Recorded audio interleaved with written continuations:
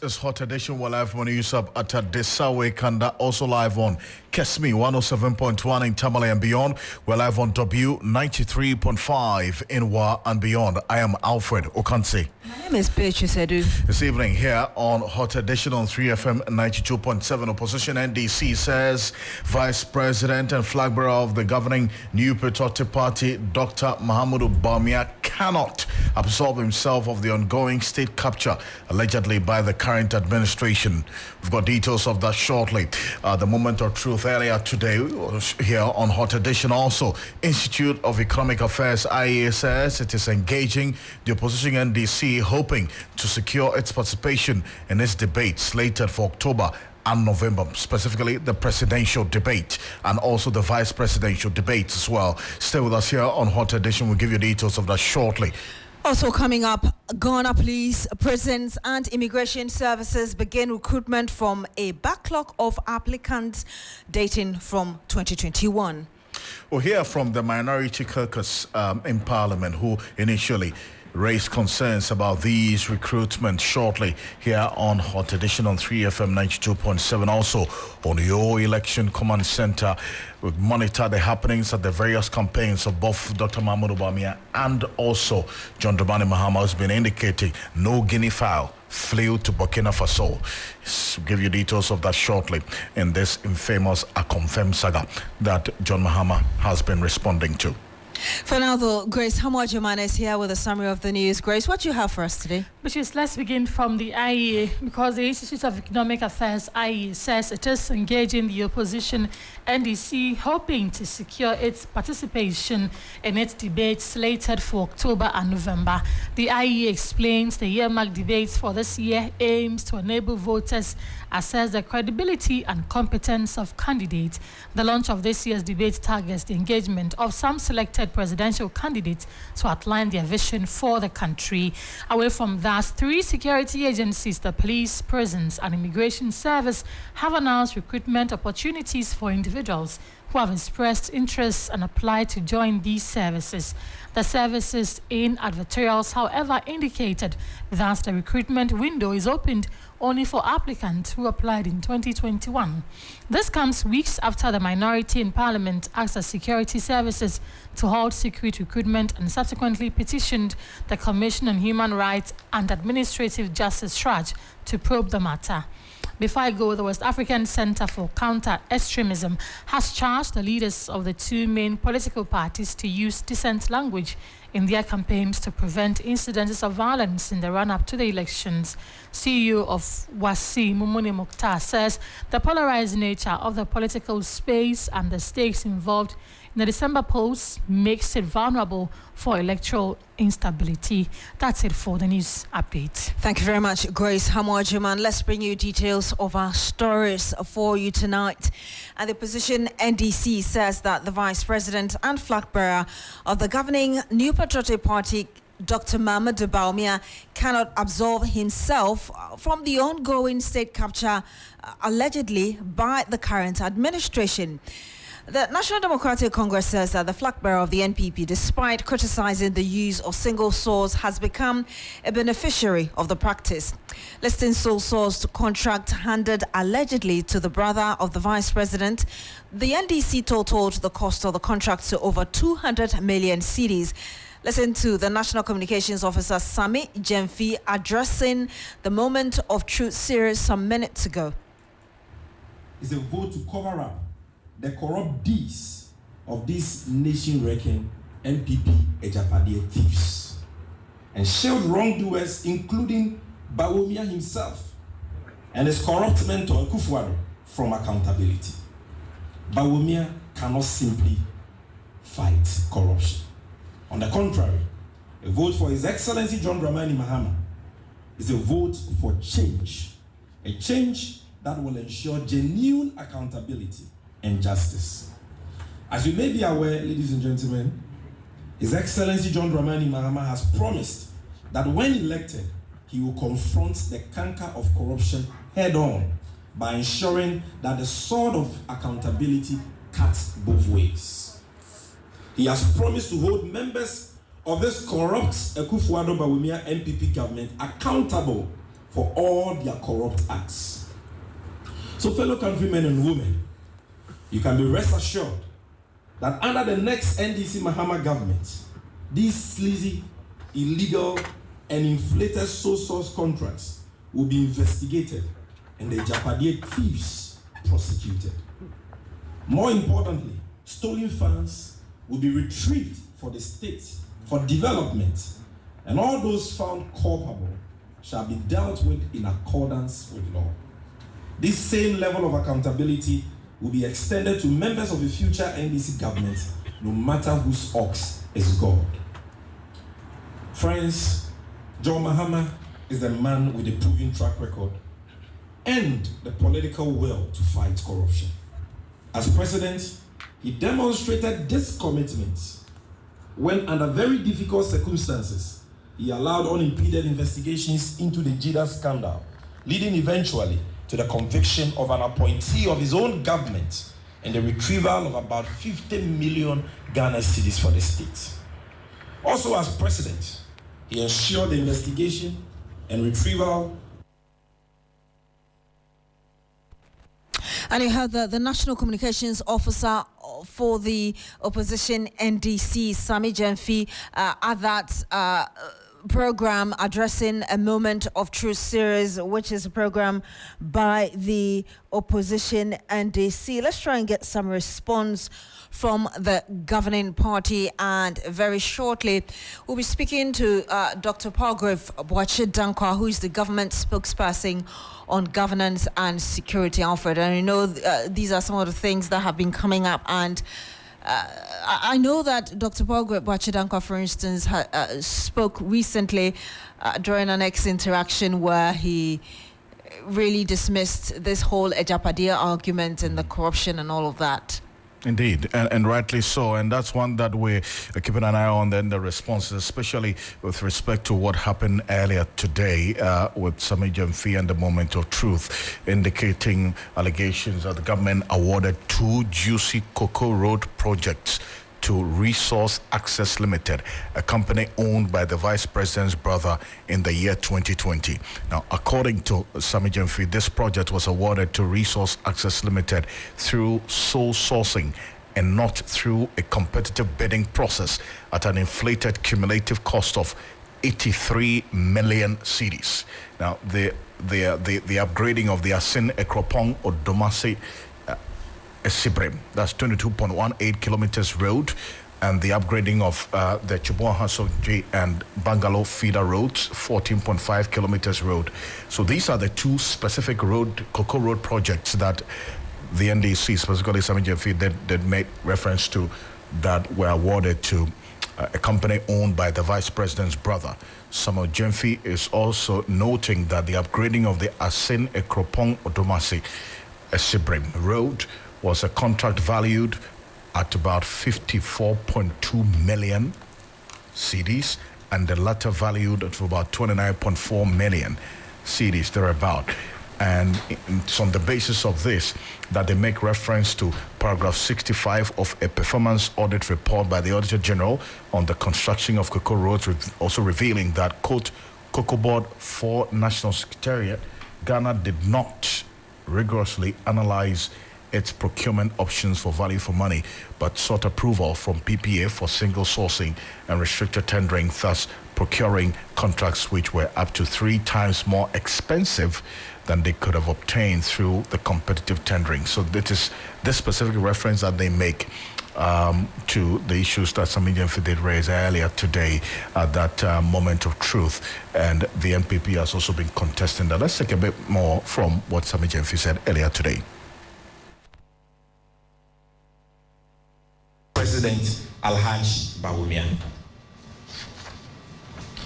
A number of sleazy and overpriced sole source contracts have been awarded to a company called Resource Access Limited, a company owned and run by Bawumia's blood brother called Abraham Bawumia and his wife Kaminska Bawumia. Now, many may be hearing the name of this entity for the first time, so let me repeat it for emphasis. The name of the company is Resource Access Limited, and it is owned by Bawumia's direct brother called Abraham Bawumia and his wife. So it is owned by the Bawumias. Now, we have here and we'll share with you the Registrar General's document on this company, the incorporation documentation of this company. My brother, if you can show us that document. No, so if you look at this family picture, okay, this is the nuclear family of Bawumia. Abraham Bawumia is the one in the blue polo, Lacoste shirt, standing just behind Bawumia. That is Abraham Bawumia. And he owns Resource Access Limited with his wife, Kaminska Bawumia. Now next, let's go to the next document. So these are the incorporation documents of the company. And you can look at the directors, Abraham Bawumia, Aneta Kaminska Bawumia. So it's a family company, husband and wife. You can go to the next slide. They are the directors. They are also the subscribers, the shareholders. And that is, the shareholder is Abraham Bawumia, and he owns all the shares, 100,000 Ghana cedis. So what we are telling you is 100% factual, and you can check that for yourself. A list of sleazy, dubious, overpriced contracts awarded to this company is a contract awarded for phase 1 of the rehabilitation of the Sunyane Airport project at a cost of a whopping 52.25 million Ghana cedis. For emphasis, ladies and gentlemen, this juicy contract was doled out to Bawumia's brother through sole sourcing in the year 2019 without any transparent or competitive process. When one compares the cost of the mundane works that have been carried out at the Sunyane Airport by Bawumia's brother's company to the brand new ultra-modern airports built by the nation builder, His Excellency John Dramani Mahama, in the city of O, it becomes clear that indeed Ghanaians have been shortchanged by Alhaji Bawumia and his brother. Ladies and gentlemen, the brand new Ho airport was built at a cost of $25 million. At the prevailing exchange rate, approximately 100 million cedis. Brand new airports. This airport boasts of a brand new 1,900 meters long and 30 meters wide runway. As the National Communications Officer of the NDC, Sami Jemfi, there. Now, sure, when we get through to the MPP, we'll get some responses on this. But 3 security agencies, the police, the prisons, the immigration service, have announced recruitment opportunities for individuals who have expressed interest and applied to join these services. The services in advertorials. We also, however, indicated that the recruitment window is opened only for applicants who applied in 2021. Now, for the Ghana Police Service, available categories include general duty recruits and graduate general duties. For Ghana prisons, there are openings for general duty recruits, tradesmen recruits, sportsmen and women recruits, general duty graduates and graduate professionals. And for the Ghana Immigration Service, applicants must meet identical general requirements, including age, character, and academic qualifications as outlined by the Immigration Service. This comes weeks, if you recall, after the minority in Parliament asked the security services to halt secret recruitment and subsequently petitioned the Commission on Human Rights Administrative Justice to probe now this matter. Let's hear the ranking on the Defense and Interior Committee of Parliament, James Agaga. But before that, let's return to our earlier story, shall we? Yes, and it has to do with the accusation by Sami Jemfi against the governing MPP, particularly the flag bearer and his brother. We're joined by Anthony Cabo. He's a member of Dr. Mahmoud Bawumia's campaign team. Good evening to you, sir. Thank you for joining us.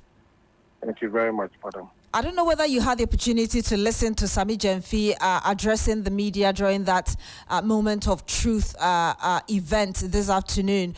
He's alleging that, and indeed from the NDC standpoint, that the Vice President's family is complicit in sole sourcing contract to an extent that the brother of the Vice President has received 2 contracts for cocoa roads that were purely sole sourced, and they even quote some amounts there. I'm wondering whether you're aware of this and how you would like to respond to it. Well, I guess that this, thank you very much to your cherished listeners. But let me just indicate that the brother of the Vice President is a politician. It's a businessman. Sorry. He's been in construction way before his brother became actively involved in politics. Even before his brother became the deputy governor of the Bank of Ghana. Under the NDC, his brother survived and was still a major contractor, executed contracts under Atta Mills and John Mahama's government, the same government that the NDC is talking about. This is an old, recycled matter.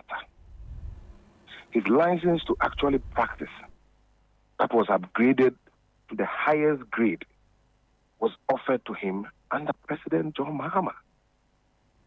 In 2014, he was awarded a 35 million contract for the Sunyani Outer Ring Road.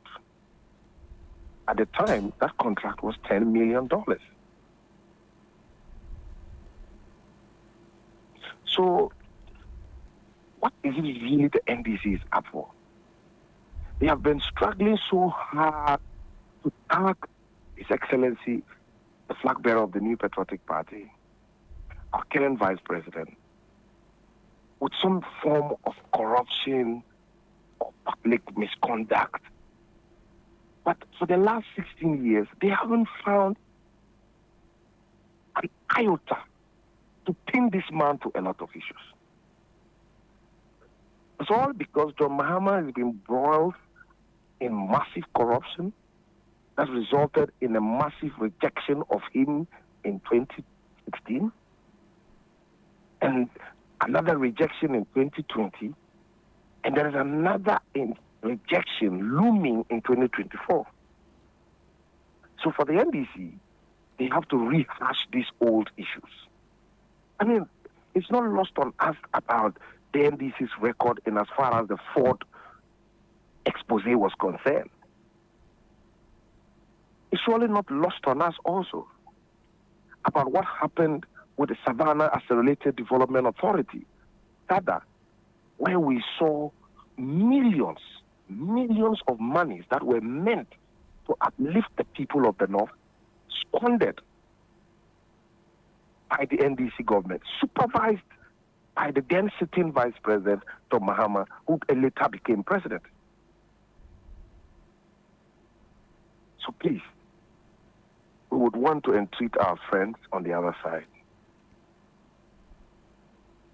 We are fortunate to have 2 gentlemen hailing from northern part of Ghana running for the presidency. We must, as much as possible, try to minimize the injuries. Because at the end of the day, one will be chosen. Minimize the... And it is, of course, we can't be in this business. We all know that as far as corruption is concerned, between the 2 of them, I think one of them is completely unblemished. There's nothing you can pin to as far as we are concerned when we mention Dr. Bawumia. I think we still know the episodes of the Airbus scandal and what an attorney general said and what Atta Mills did. I think I'm not in the business of rehashing things that we all know. Maybe they should bring something new and we can have a constructive conversation. But this one, please, let's move on to the next one. Mr. Kaba, I want to take you back a little bit. You're saying that the brother of Dr. Bawumia is a businessman. He has been so even before he was a deputy governor of the Bank of Ghana. Under John Mahama. And eventually became the flag bearer of the MPP. Is this a confirmation that indeed he received the contracts that Sami Gyamfi cites? He is a contractor. So he received those contracts. There are times, listen, but of course, if you receive those contracts, even under NDC, he got sole source contracts. What about that? Were they corrupt in that nature? And so I would take that as a confirmation that indeed he received contracts, and you're just saying even under John Mahama he did receive contracts. I mean, he's a businessman. Which businessman? Under this MPP government, there are NDC contractors who are working. You're saying that even under Mahama, the brother of Dr. Bawumia received sole sourcing contracts? I'm saying that even under John Mahama, Bawumia's brother, who was a contractor, got contracts under this NDC government. So that were also sole sourced. So, that were also sole sourced. Are you able to cite some of them, for instance, for us? Because now the main accusation. I'm driving at the moment. I can't provide you any information. But you could later. I can tell you that under the NDC government, his brother was awarded contracts under that same government. We all know the circumstances under which sole source contracts are given. Let's not paint the impression or paint the picture as though sole source contracts are corrupt in that nature. It's not possible that way. Is this I work for the Ministry of Roads, please. I work for the Ministry of Roads. I'm not speaking, from the sidelines. I'm not. And I can tell you, I can point to you many Ghanaian contractors associated with John Mahama. In fact, contractors like the president, the president himself, he has brothers, Peter Mahama, who are all contractors. So let's not reduce it. And because I have served in this position before, I understand the circumstances under which sometimes contracts are awarded on the basis of sole sourcing. Let's not create the impression that sole source contracts are corrupt contracts in their nature, please. So I just wanted clarity here. I hear you first of all say that the NDC is accusing the current administration of doing something that it has done in the past. Am I right? I mean, I'm just telling you that sole source contracts are not corrupt contracts. Again, I'm trying to tell you. Yes, again, I also want to get clarity on whether this is a subtle confirmation as well that these contracts I'm not a contractor. Yes, but I'm just telling you that under the NDC government, the same person that is being accused was given contracts under the NDC. I think that fact has been established. So I'm just moving on. If that has been established, let's move on. Yes, so I'm just moving on to ask you whether this is also a confirmation that indeed the contract that Sami Gyamfi is talking about. I don't know the specific contract that Sami Gyamfi is talking about.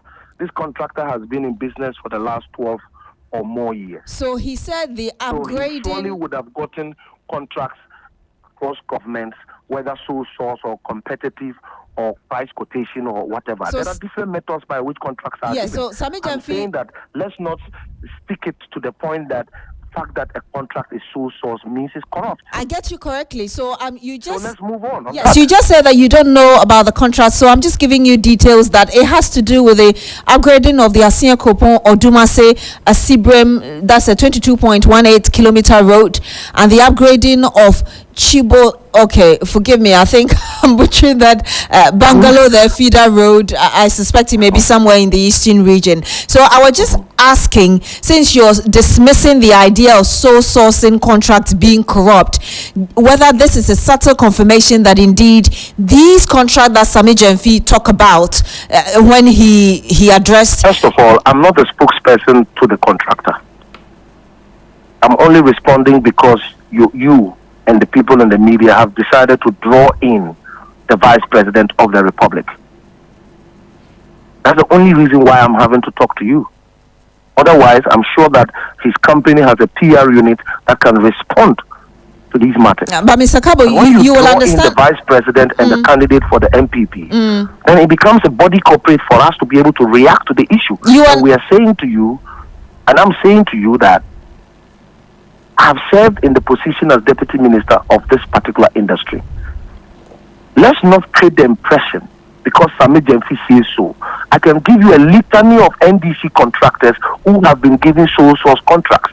I won't, on the basis of this, write off those contracts as corrupt contracts. So we are only coming because to you. A sole source contract it could be under a certain certificate of urgency, or there must be an emergency.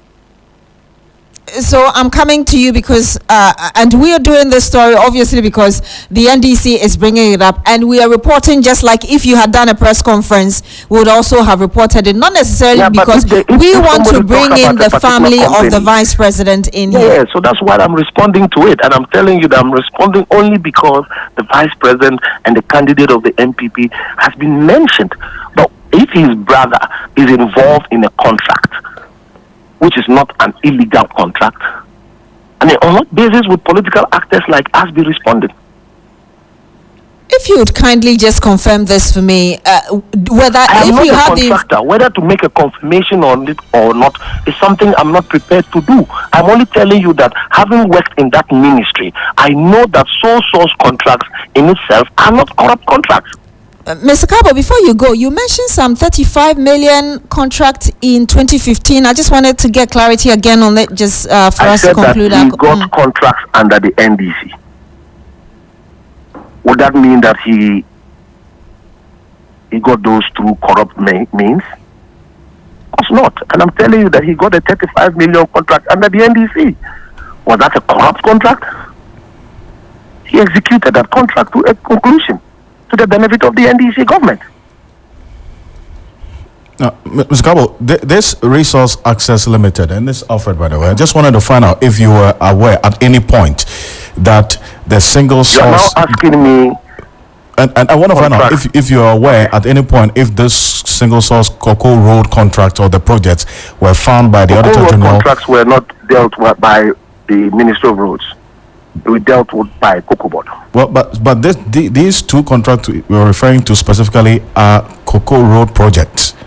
Yeah, but I'm saying I'm just helping you with a further explanation that the Cocoa Road projects were not awarded by the Minister of Roads or the Minister of Roads and Highways. I'm not even asking the question specifically directed to the Minister of Roads, because this conversation we've been having all the while is about the projects as to who are awarded. Because you've been responding. The story properly, you would know that Cocoa Road projects were dealt with by the ministry, by the Cocoa Board itself. Fair. You've been responding. That's fair. You've been responding to the questions, and you make reference to the fact that you've worked in the ministry. So I know that sole source contracts are not illegal or corrupt contracts by nature. But this one was flagged by the Auditor General to be overpriced and awarded in breach of the public procurement law. Are you aware of this? Well, I'm here to be supplied with that information. I'm not aware that the public... Then most of the contracts are... Well, I don't have the details of what the Public Accounts Committee or the Auditor General talked about. But I'm saying that this is a rehashed issue. The NDC has brought this issue back. It was raised sometime last year. It didn't get traction, and simply because His Excellency the Vice President is the running mate, the flag bearer of the party, and is contesting against the NDC, they decided to bring it back. It's a matter that has been dealt with and fully responded to by the company itself. The company responded to this way back. It's an old issue. It's not a new issue that are being brought up for us today. That's why we are telling you that if you talk about sole source contracts in this nature, you cannot call them illegal or corrupt contracts for that matter. Is it just because the fact that his brother was the Vice President of the Republic? Then we can go back to John Mahama and his brothers who have also been given sole source contracts. And I'm saying let's not go into that type of comparison because I want to elevate the argument.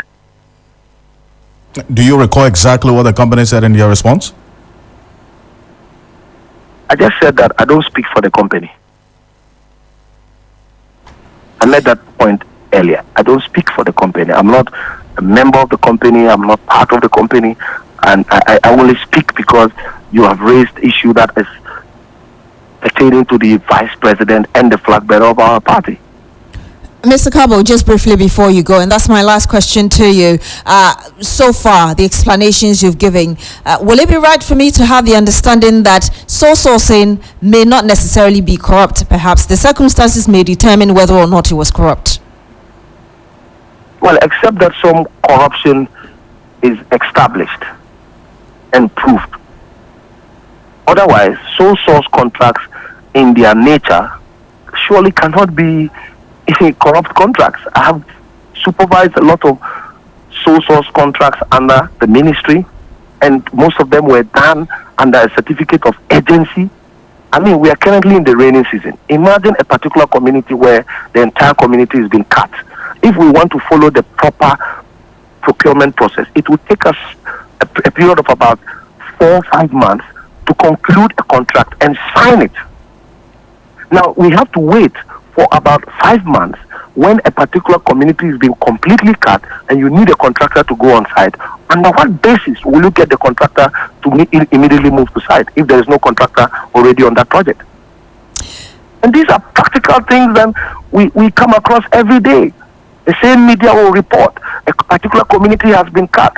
They expect government to react. So under that circumstance, you will have the Minister of Roads coming in and actually asking the contractor to move to site. And under that situation, you will want to sole source that particular contract immediately because that contractor needs the contract to be able to mobilize the required finances to get onto the project. We'll have to end it here. Thank you very much. I'll give you an example. When there were noise about these overpasses around the Medina area, where we had to build a walkway across. I'm sure you were in this country. At that time, you were with Joy FM. There was a lot of public noise. People were dying on that place.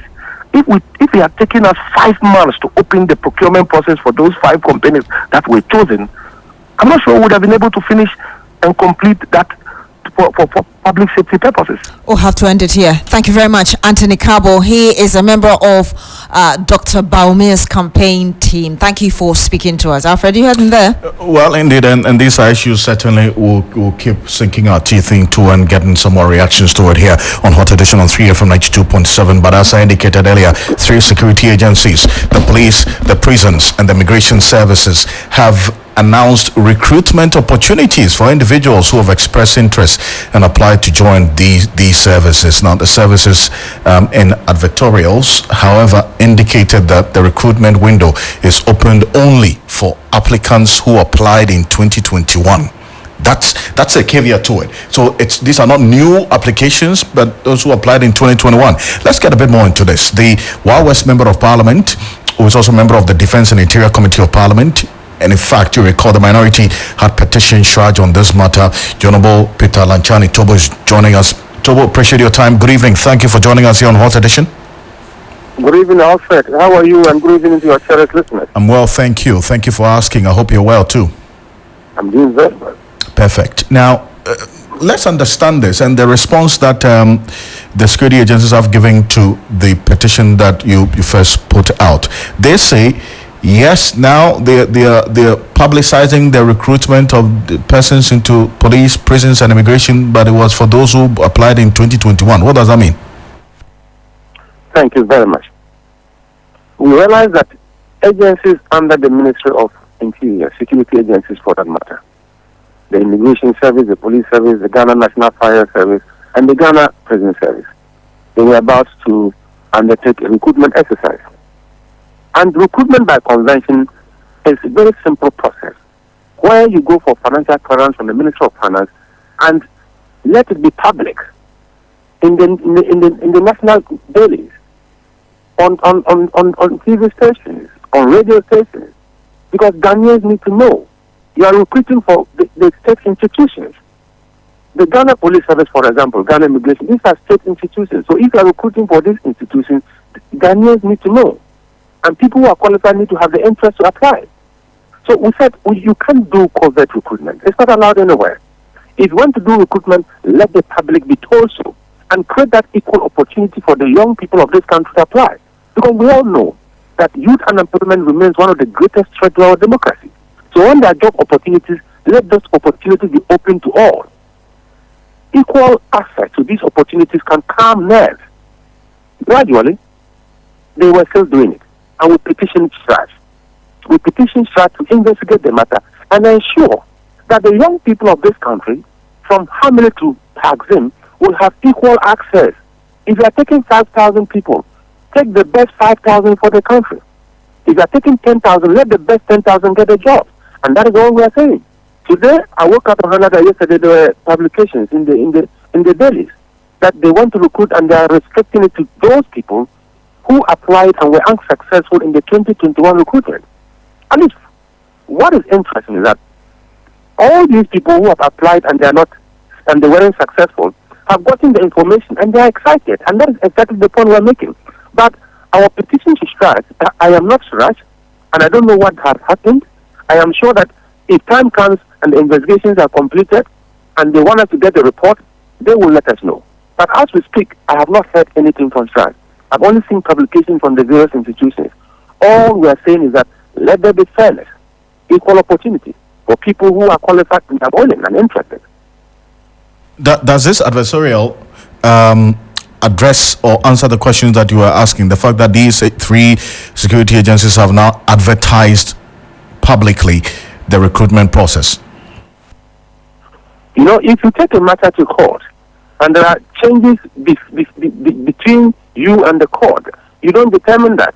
I've petitioned SRAJ to investigate this and promote and let them promote fairness in the recruitment process. Today we've seen adverts. Will that stop SRAJ from investigating? I am not so sure. But I'm quite sure that SRAJ will still go ahead and conclude the matter that was put before them. But I think that if they had done this earlier, I am quite convinced we have gone through the process and ensure that what they want to do is done right. But this is something that they have started. Let's see how it goes. And we'll still wait on SRAJ to make a pronouncement on our petition. And does this mean, because this advertorial we've seen specifically states that the openings they have advertised is for persons who applied in 2021, does that mean that even though this has been advertised publicly, if you apply this year, 2024, you're not going to get to be enlisted into these services? In fact, what they have done is to tell the Ghanaian youth that we are not recruiting people this year. There are no fresh applications this year. We are considering a backlog of people who have tried and failed. We want to give them a second chance. The numbers are huge, so we are not going to take fresh applications.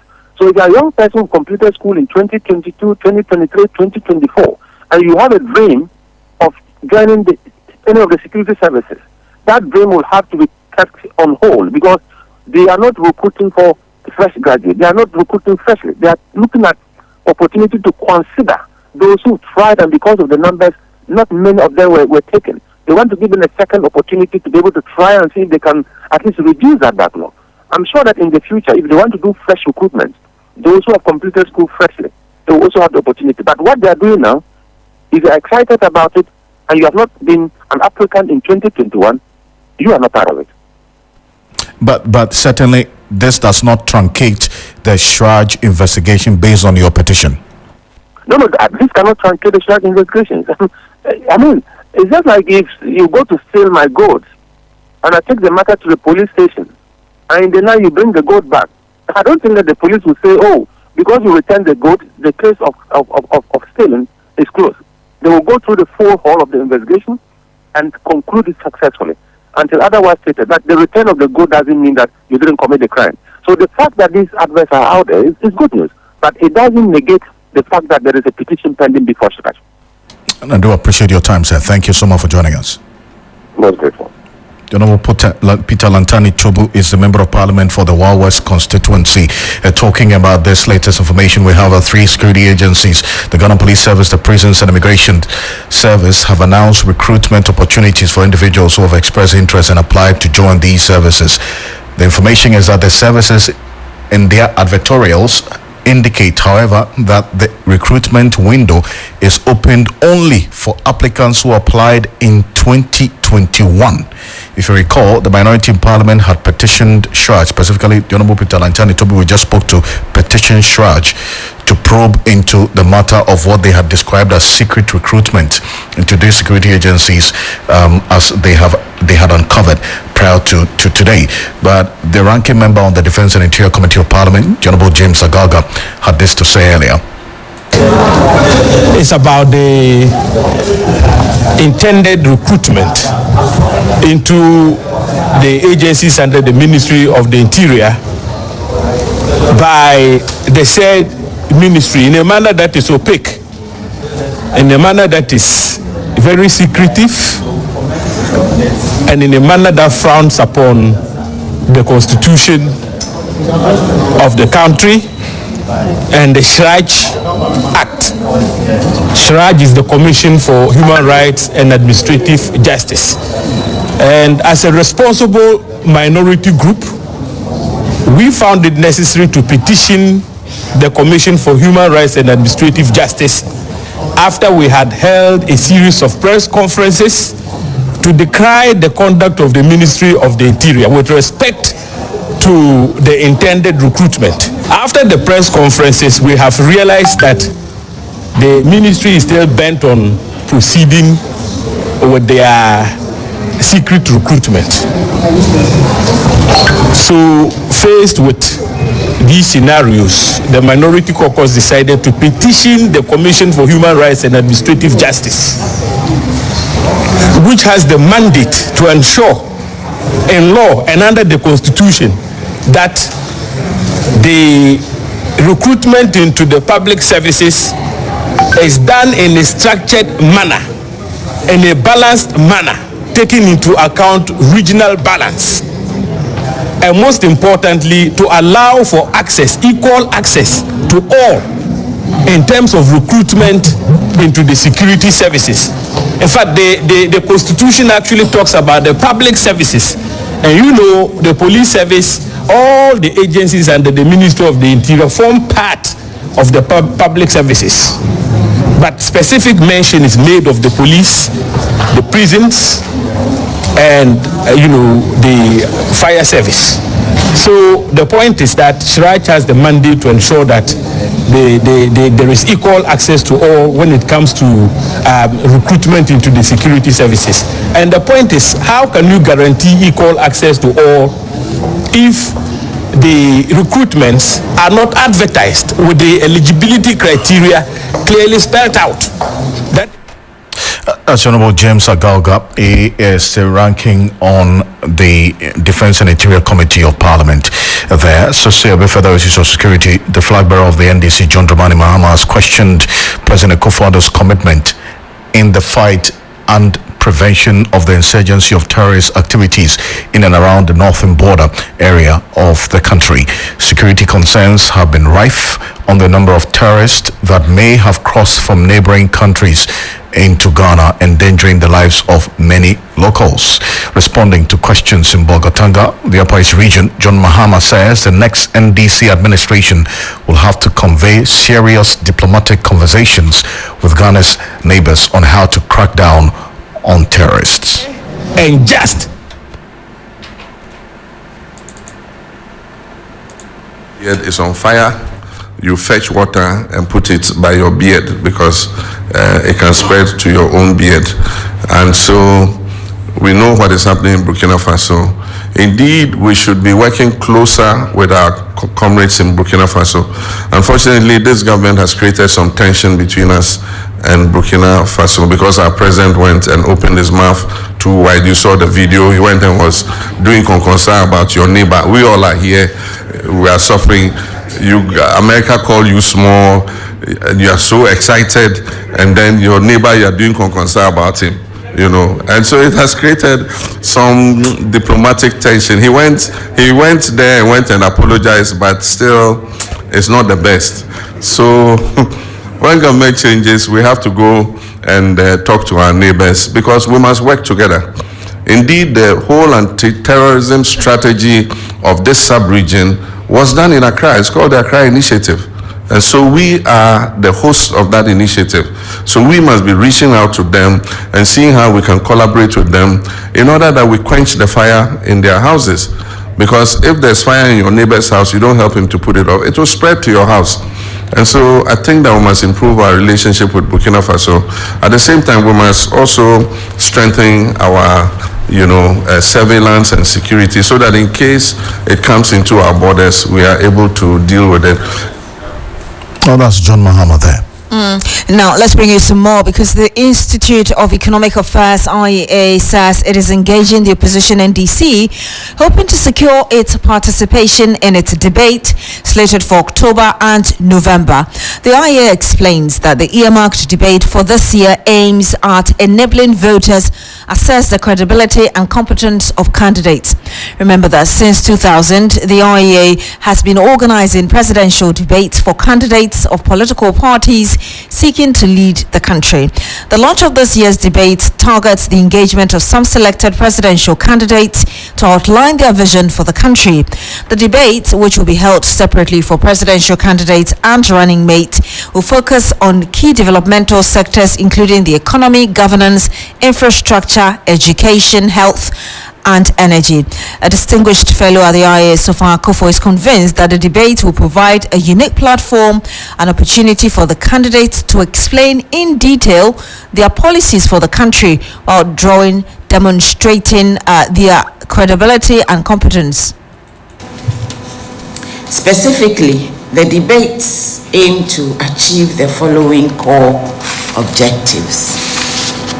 1. To provide a unique platform for presidential candidates to outline their policies and vision of governance for the country.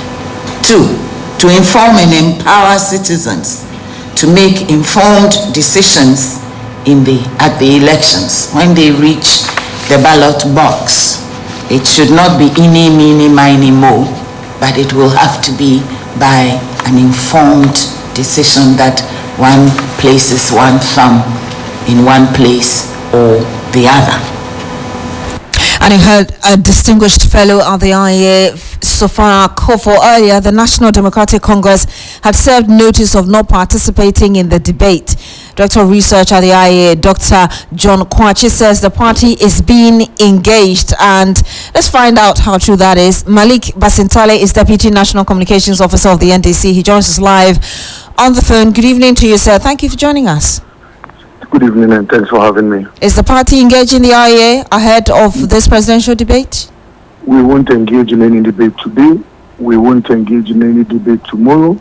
We won't engage in any debate leading to the 2024 elections. We are confident that a debate is not an avenue, the only avenue to explain your policies. We've been explaining our policies to persons who wish to learn and understand our policies. We engaged with media persons at Kempiski. We were in the Upper East region to engage with the people, the good people of the Upper East region. President Mahama has been touring and engaging with people who wish to understand his policies and will vote for him based on that understanding.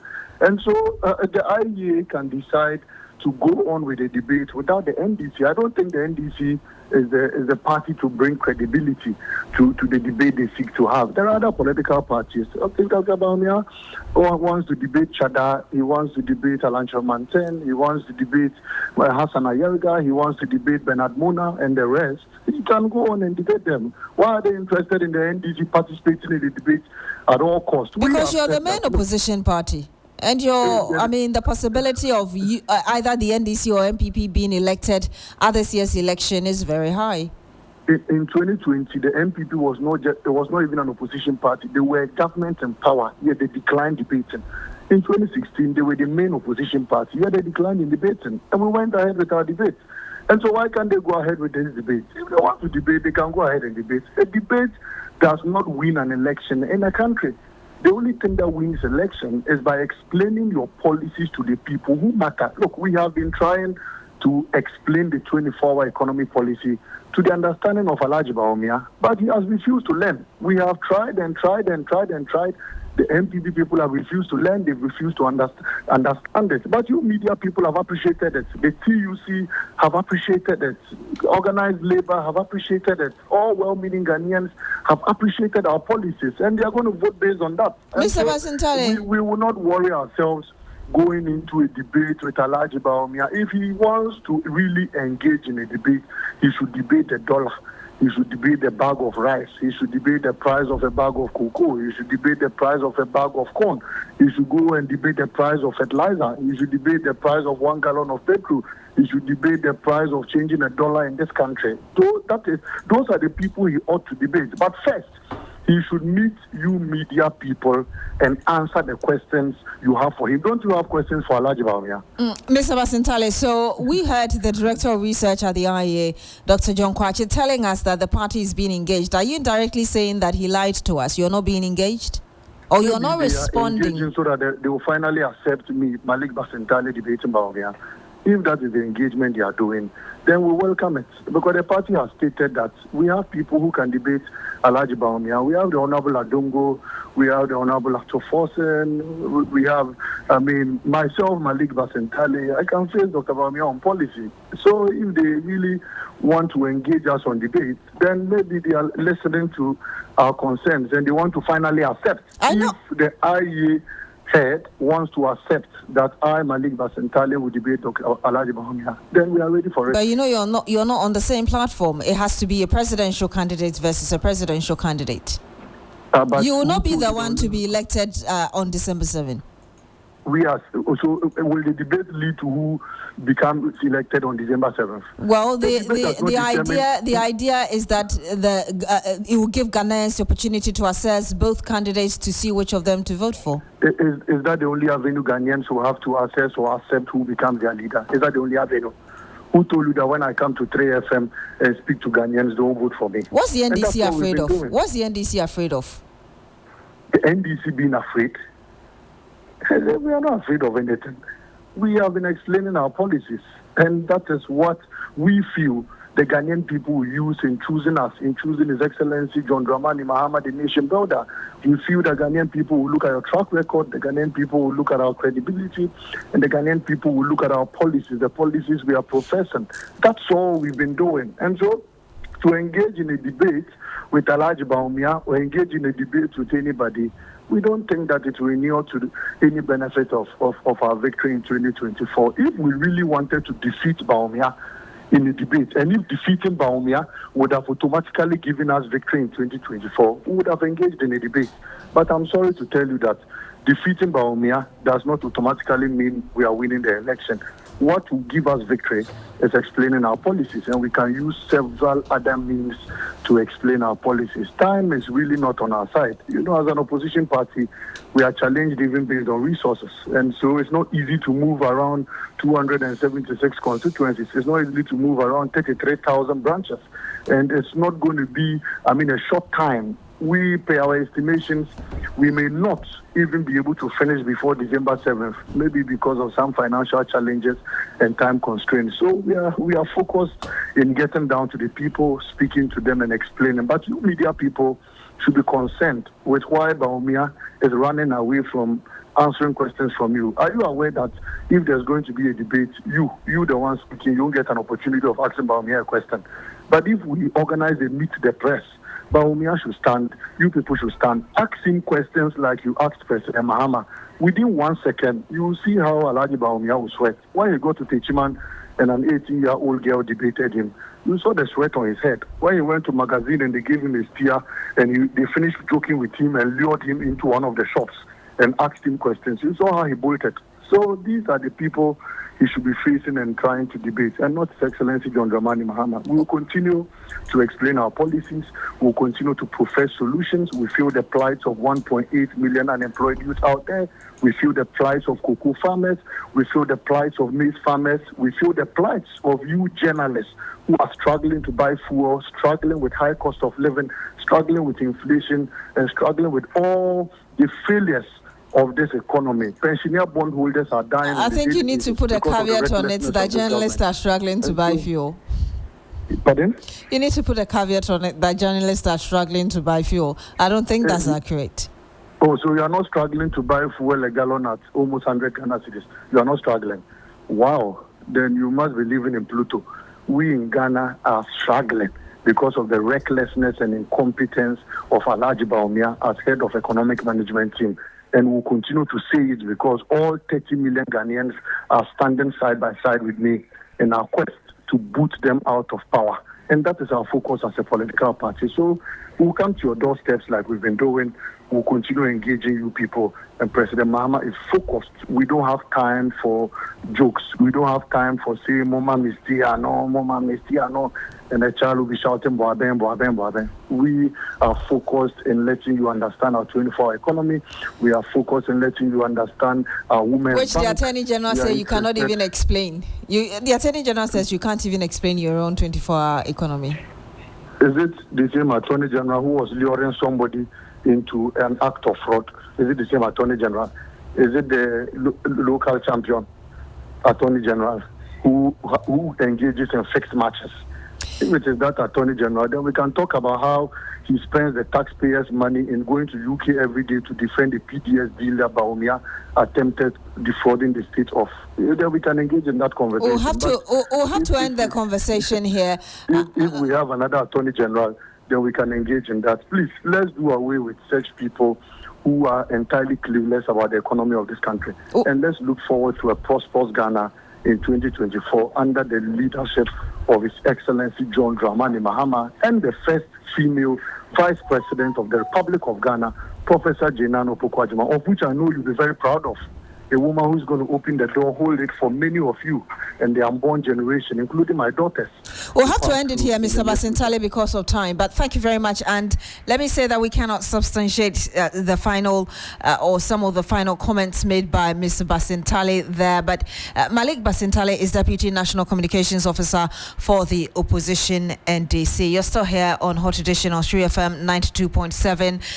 And we'll be bringing you, Michael Ogbodu is standing by to bring you the latest in business. Ahead of that, step into the world of Dewa 539 for your chance to win big with Dewa Direct and Dewa Chop Money.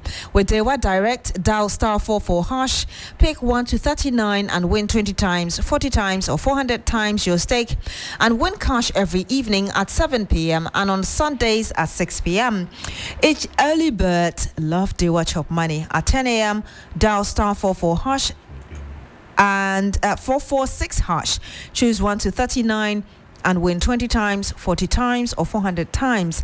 Play at dewa-nla.com or dial *446#. Need help?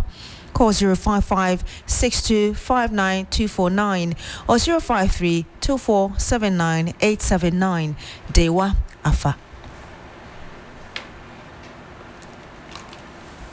Uncle Obode is up next. Stay with us.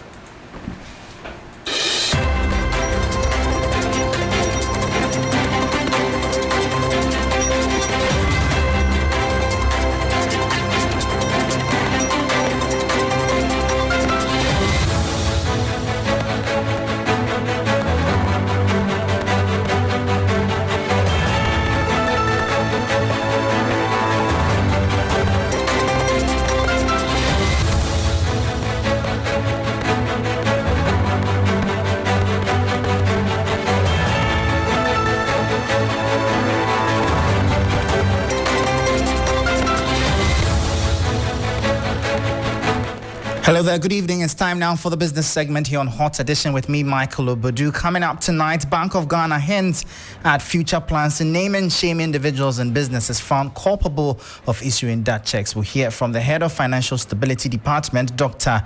Kwesi Osei-Yeboah. Please stay tuned.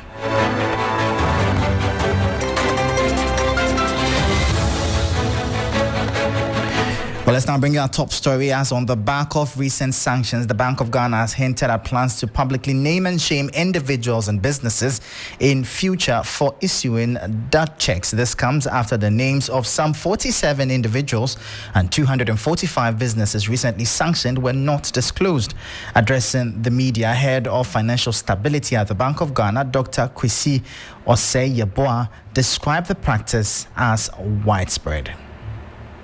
When you think of currently the institutions and the individuals concerned, 245 entities and 47 individuals, then maybe you can consider it as quite widespread. Who are currently caught in the frame, meaning that they've issued it for at least 3 consecutive times within a period of 3 years. The point is, this is an ongoing exercise. In the next 3 months, we're going to do another exercise to review and find out whether there are additional people who've come into that kind of situation. Then we'll publish the next set of lists. Well, if you are known to have issued that checks, then what we're trying to say is that you shouldn't continue to have the check to continue to issue that checks. The Bank of Ghana has instructed the banks to withdraw the checkbooks from these individuals and entities, and also banks are advised not to offer credit product to these individuals and entities. So that was Head of Financial Stability at the Bank of Ghana, Dr. Kwesi Osei-Yeboah. Now, away from that, the Chief Executive of MTN Mobile Money, Shaibu Haruna, has reaffirmed the fintech sector's commitment to eliminating fraudulent activities. He urged customers to be cautious of unsolicited transactions, emphasizing user vigilance in securing their wallets. He made the call during the launch of MTN Momo's 15th anniversary in Accra. Acknowledge the immense challenge around fraud, which remains prevalent in our ecosystem and continue to hinder the growth and penetration of mobile money services across the country.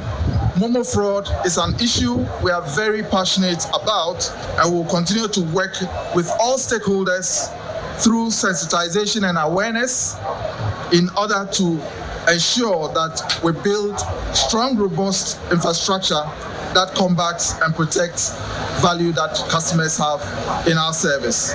The first and the last point of defense for mobile money is you, the customer.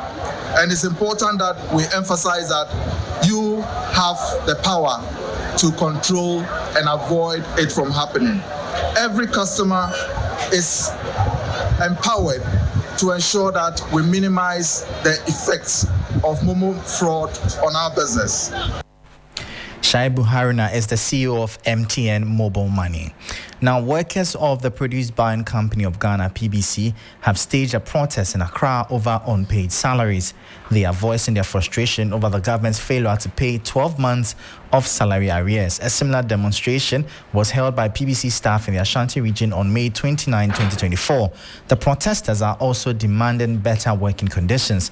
The workers have called on state agencies to investigate the company's financial management, urging the Economic and Organized Crime Office, YOCO, to examine the status of the company's sample residence account.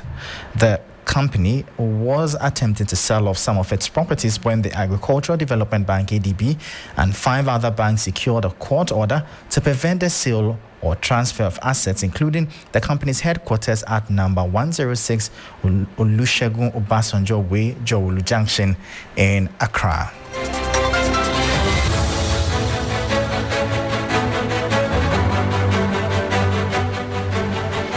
Let's now hear from the leadership of the PBC staff. The agenda is that for the past 1 year, PBC, the produce buying company, hasn't been able to work for all these years. For this reason, we haven't been paid for a whole 1 solid year. This had an effective and negative impact of the workers of PBC. We cried to you the first time and told you that, President, come to our aid. It was then 8 months. You turned a deaf ears. Ghana is cocoa and cocoa is Ghana. We have served you all this year for the past 7 years. We go to the hinterlands and serve the people over there. Sometimes when the president or the government doesn't have money to serve cocoa farmers, we, the workers of PBC, commit ourselves and sacrifice our earnings to give to the farmers to be able to live peacefully. So that was the Vice Chairman of the Workers' Union of Produce Buying Company Limited, PBC, Seth Edusei, bringing an end to the business segment here on Hot Edition. For more business stories, please check out our website, s3news.com/business. I am Michael Lubudu. Thank you for listening. As always, please stay safe. Up next is sports.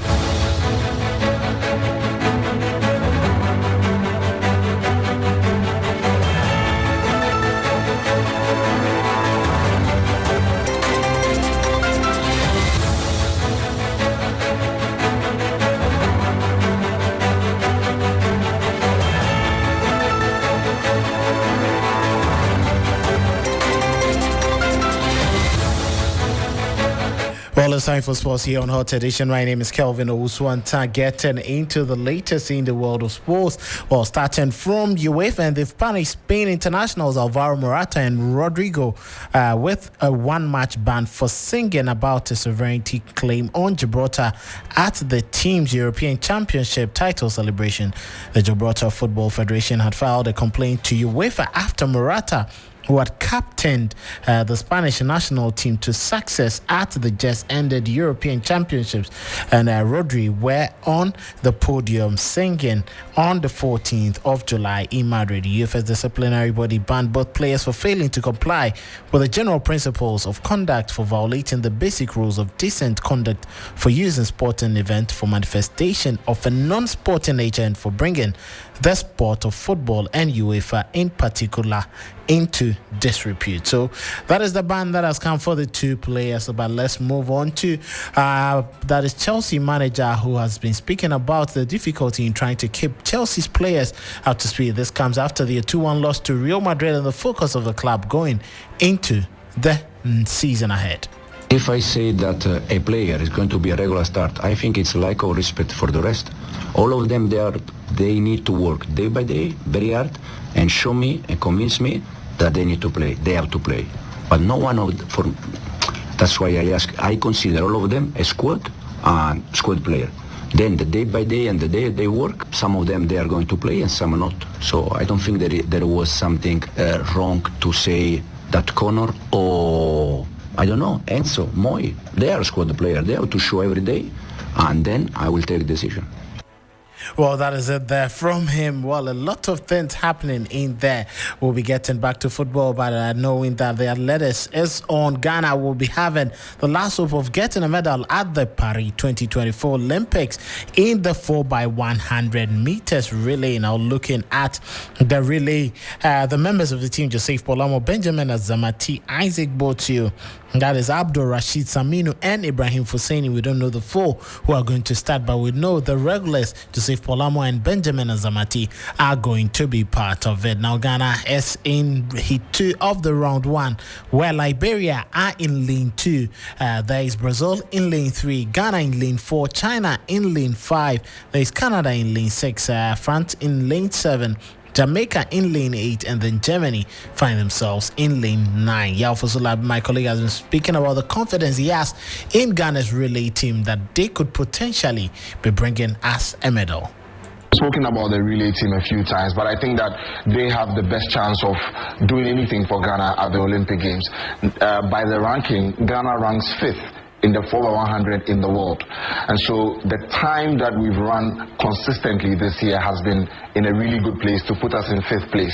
So if these boys can replicate the form that they showed at the Penn Relays and also in Bahamas, there's every opportunity that they make the final. Now, making the final is always very important in athletics events. When you get into the final, you stand a chance of being able to win a medal, and so making the final will be important.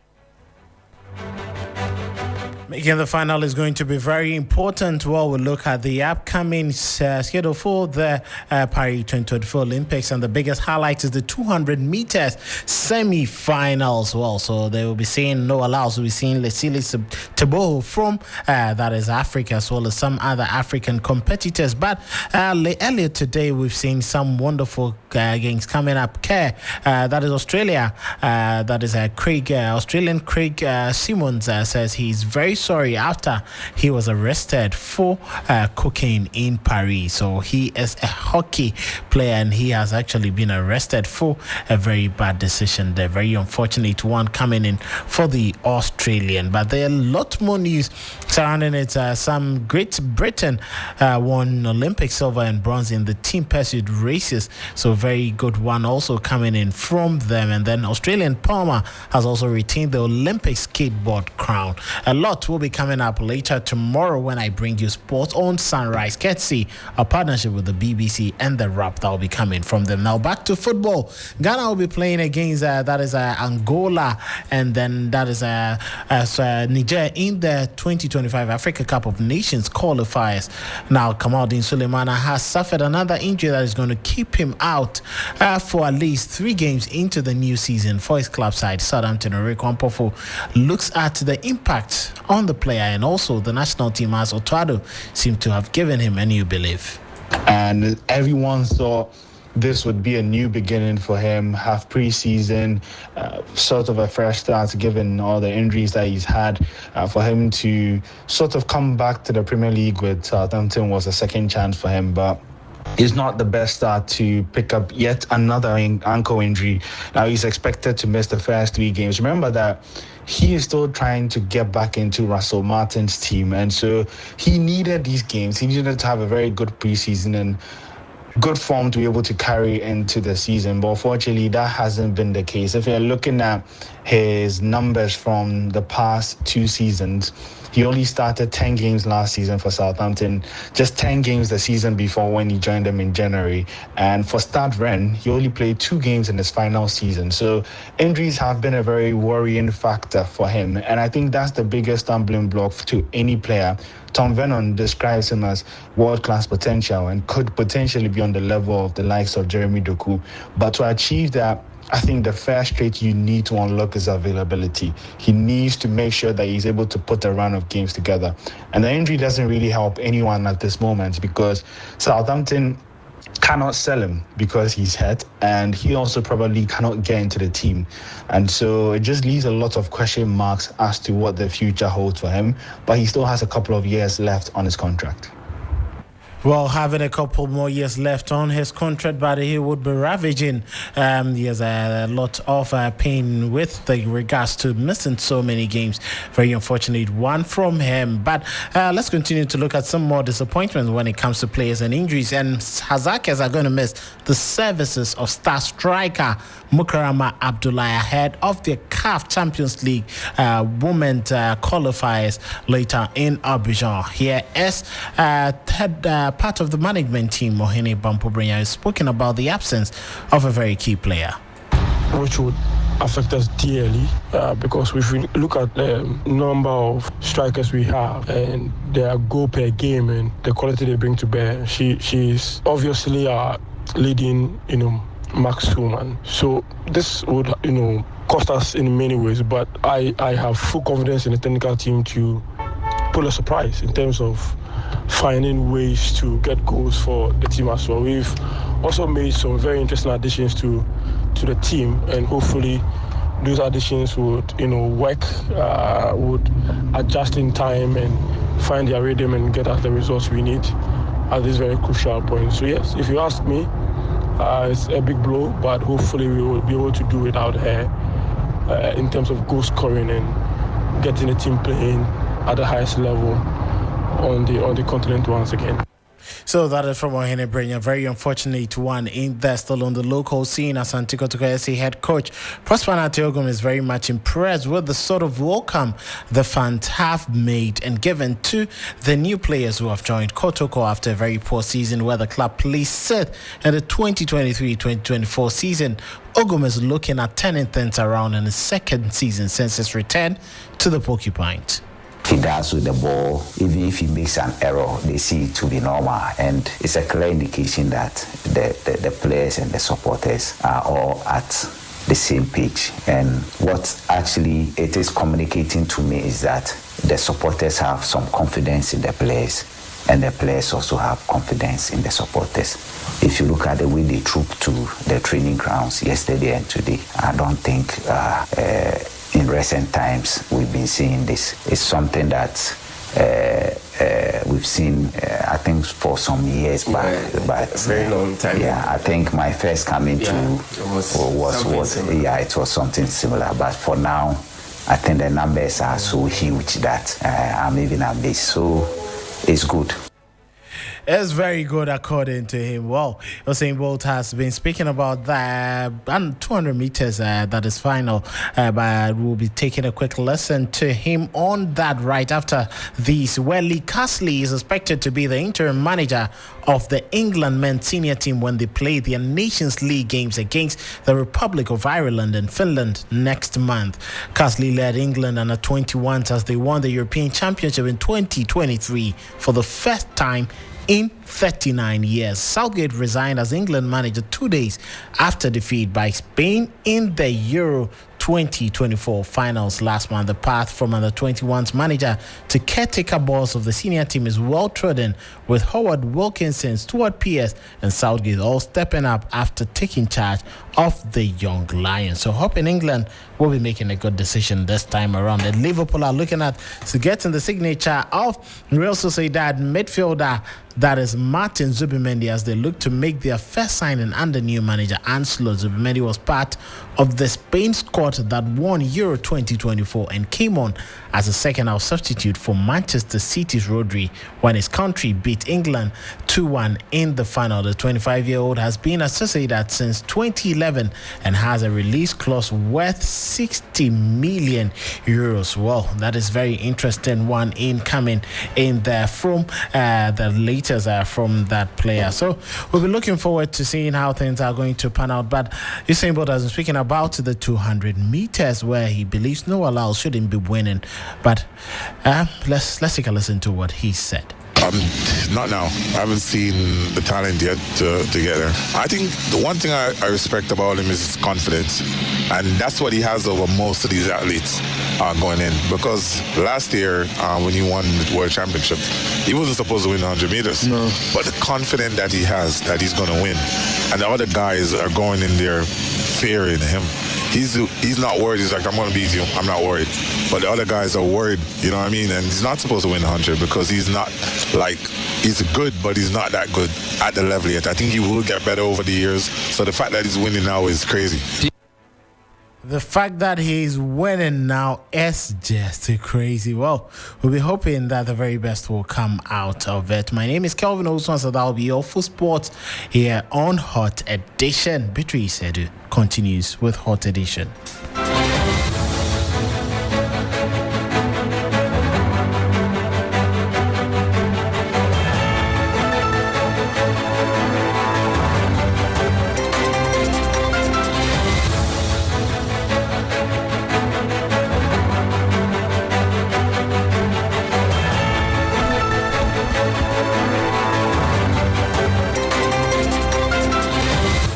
And you're still here on Hot Edition on 3FM 92.7. Thank you very much, Kelvin Owusu, for bringing us the latest in sports.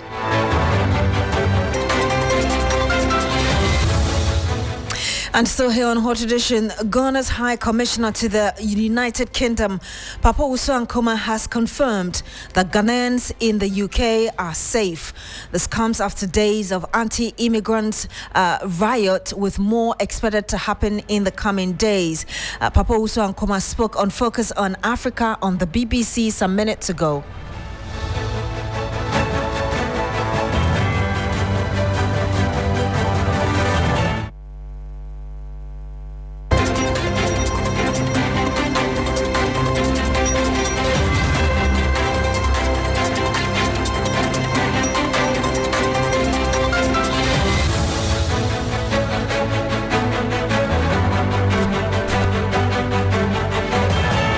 To immediately begin by getting a sense from you, what sort of concerns are you hearing regarding the planned riots in England and Northern Ireland this evening?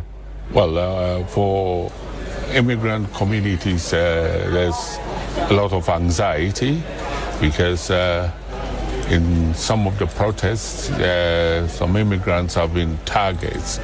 But generally, among the Ghanaian community, nothing untoward has happened. And of course, we've all been advising them that, look, try and stay indoors before these demonstrations begin, and avoid going to those areas of potential routes. But certainly, we believe that the police have taken a very, very, very strong and robust position on this matter. And in the next few days, we are hopeful that things will calm down. Just that my appeal is that there should be no attempt to retaliate or confront these protests. Yes. I mean, to better understand the situation, let me ask you this. I understand that you asked your staff to leave the office early today by about 3 p.m.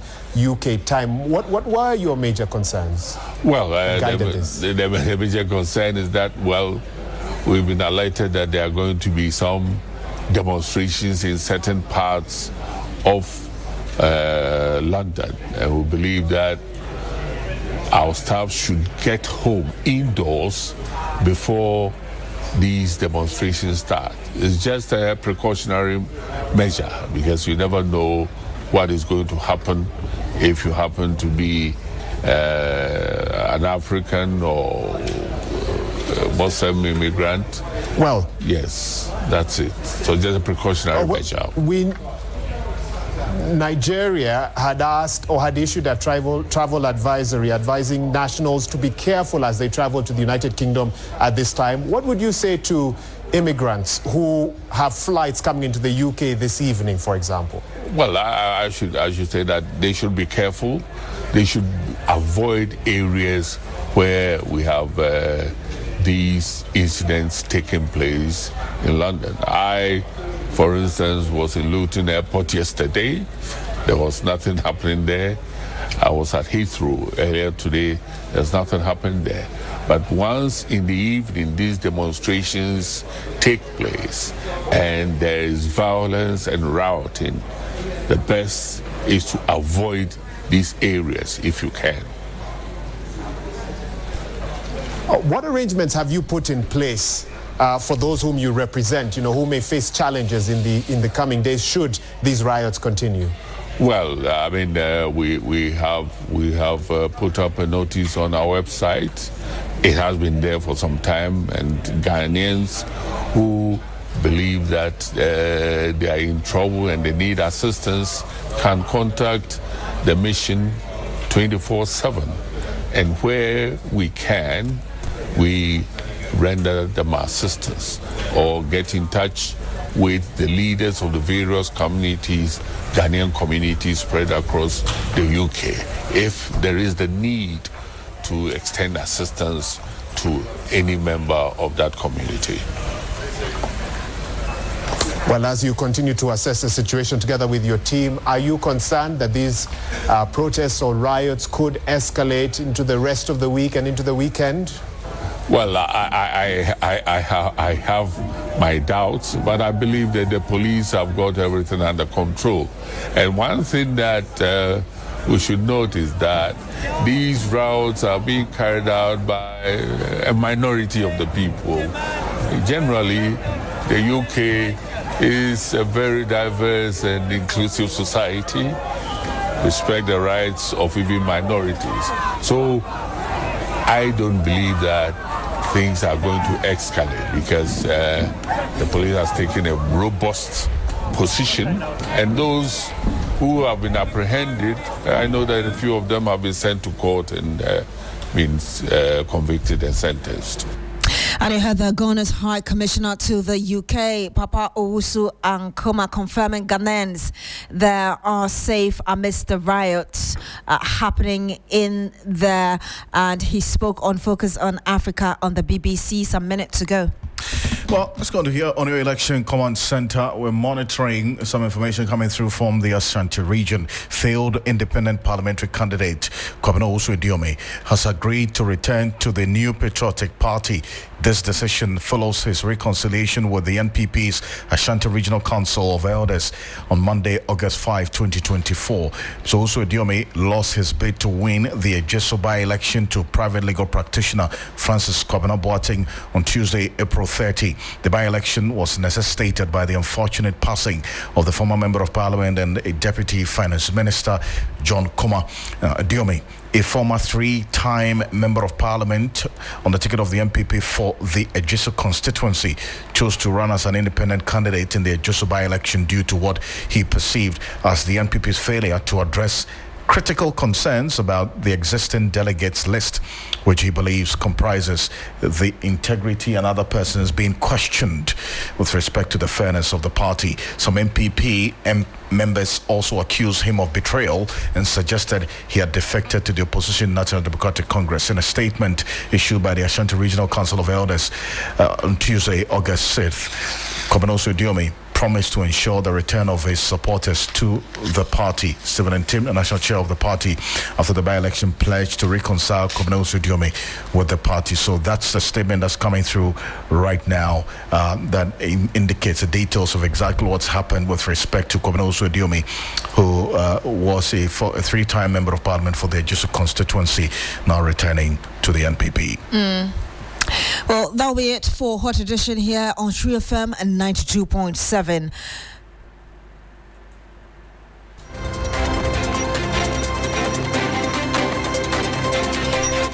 My name is Beatrice.